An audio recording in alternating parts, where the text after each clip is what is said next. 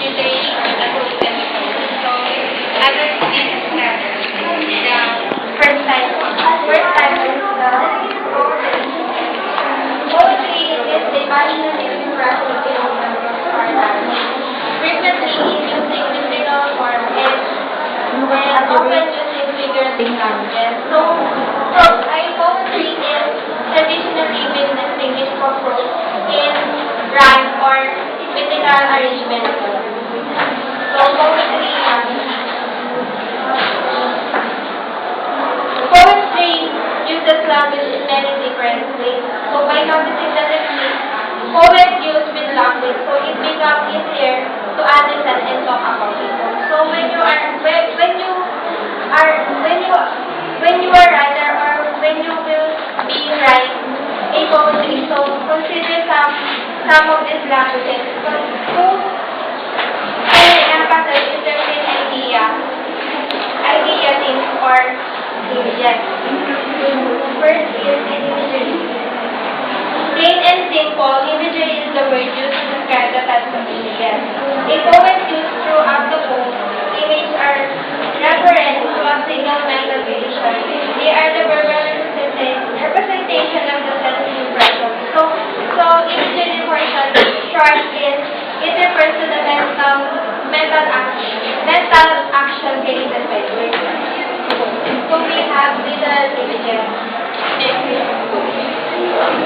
Literal images, the words are used to describe something directly by appealing to one or more or sensory factors. First is we have visual images. So when we say visual images, they consist of things like and things. Next is sound types.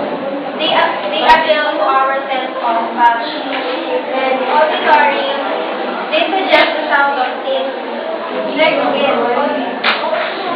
Next is olfactory. They suggest the sound of the thing. Kinesthetic refers to body movement or motion or action. And the last one is gustatory, which is they suggest the taste of the thing. So next is the rhyme. A poem does not have to rhyme, but however, it can be important part of poetry. So we have different types of rhyme. So when we say rhyme, it is the repetition of the similar sound into our word. So first is end rhyme. When we say end rhyme, it is the repetition of every sound into our line.